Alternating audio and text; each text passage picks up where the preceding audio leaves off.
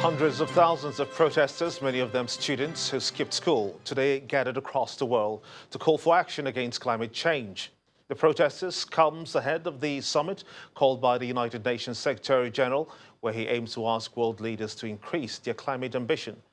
Let's get a wrap-up of the international news. Juliana Olainka is standing by with Around the World in 5.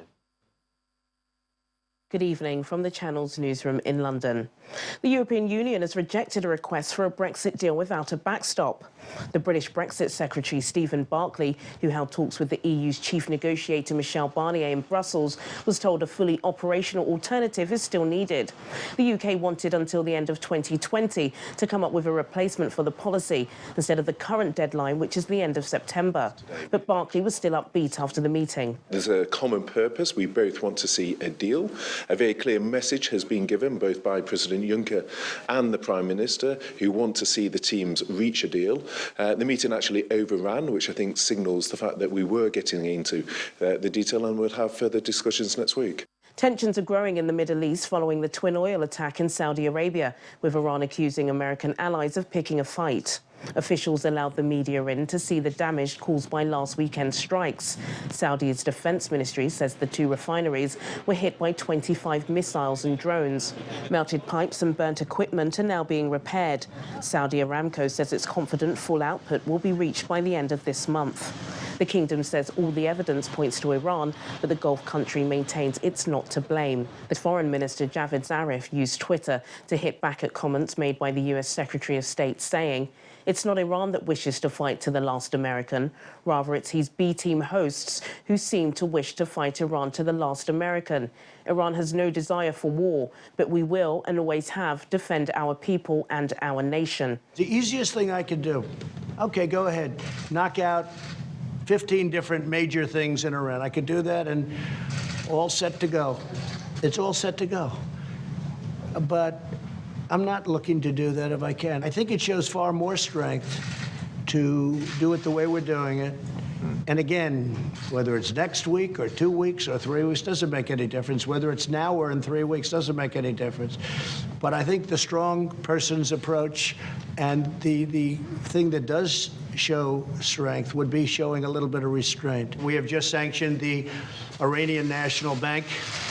That is their central banking system, and it's going to be at the highest level of sanctions. It was a global day of demonstrations with millions of young protesters marching around the world for more action on climate change. Following the sun, the rally started in Australia, with thousands flooding the streets of Sydney, demanding that those in power start taking the issue seriously. It seems that the only people standing on the wrong side of history on this issue is our government. In school, I'm learning about the effects of climate change, and I'm learning that we need to do something, yet I'm seeing that the people in charge and the people who are running our country aren't doing anything. To me, this is confusing, so I'm here today to step up and say no more. In Bangkok, students stormed the Environment Ministry and dropped to the ground, feigning death as they demanded action. We're skipping school because the teachers teach us how to work in the future, but if we don't do this, there'll be no future for us to work in. So what's the point of studying in school if the world's going to be gone? Voices were also loud on the hottest continent on the planet. In Johannesburg, there was a call to cut carbon emissions. When you talk about Cyclone Idai in Mozambique, it's not just the lives that are lost, but then the significant infrastructure that has been lost through climate change. And to be able to go forward, not just health-wise, economic-wise, we need to make sure that we take care of our planet. And in Nairobi, protesters called for clean energy and safe water to be installed across the country. Climate change is real and it's coming for us, and it doesn't matter who you are, whether you are rich or poor, this thing is real. And there was a strong visual message by a group of demonstrators in Germany, showing the consequences of melting ice caps are a threat to the planet and humanity. Unsurprisingly, there was also a strong turnout in Sweden, where the Fridays for Future strikes first began. The movement started by Greta Thunberg in August last year. Det ser underbart ut. Jag önskar jag kunde vara där. Det ser ut som att det är väldigt mycket folk.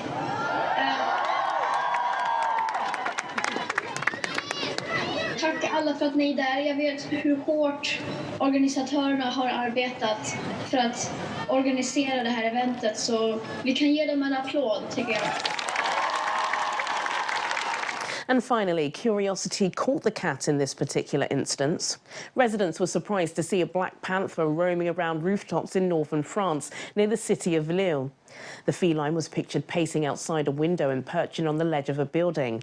It was eventually tranquilized and put into a cage. Authorities believe the panther was being kept illegally. It's now in the hands of the Animal Protection League. And that's your international news around the world in 5. Many thanks indeed, Julia.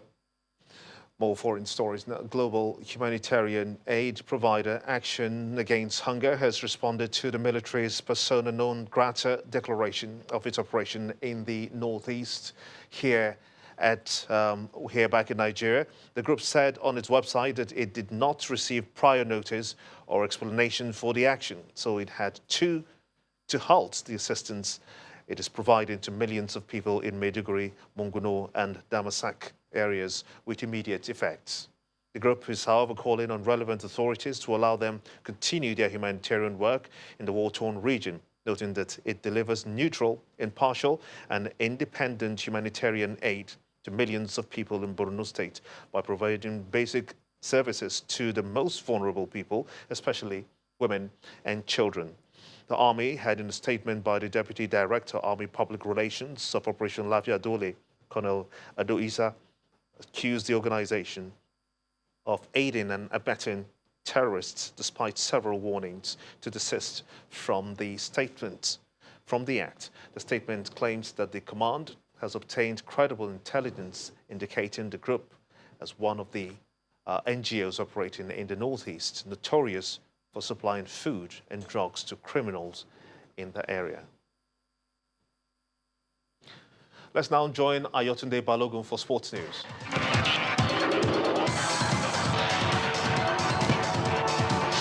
Thank you, Gimba. The Athletics Federation of Nigeria, AFN, has listed a 25-member team to represent the country at the 2019 IAAF World Championships in Doha, Qatar, from September the 27th to October the 6th. For the first time in a long while, Nigeria will have 3 teams competing in the relays. To compete for the men's 100-meter event are Divine Oduduru, Raymond Ekewo, and Ishakiri Oshorishe. Blessing Okagbare is Nigeria's sole representative in the women's 100 and 200-meter events. Meanwhile, the International Associations of Athletics Federation, the IAAF, has announced $7.53 million as prize money for the 2019 World Athletics Championships holding in Doha, Qatar. In a statement issued by the IAAF, athletes from Nigeria and other participating countries who set new records in individual events will get $100,000. Prize money for individual events are $60,000, that's for gold, silver $30,000, and bronze $20,000. Fourth place will get $15,000. The Egyptian Football Association has named Hossam El Badri as the national team's new head coach. He succeeds Javier Aguirre, who has been sacked from his position, and that was way back in July after the Pharaohs of Egypt lost on home soil to South Africa in the last 16 of the 2019 AFCON. His first competitive games as coach of the Pharaohs will be in November when they begin their bid to reach the 2021 African Nations Cup in Cameroon. That's a wrap on sports news. I'm Ayotunde Balogun. It's back to you, Ginda.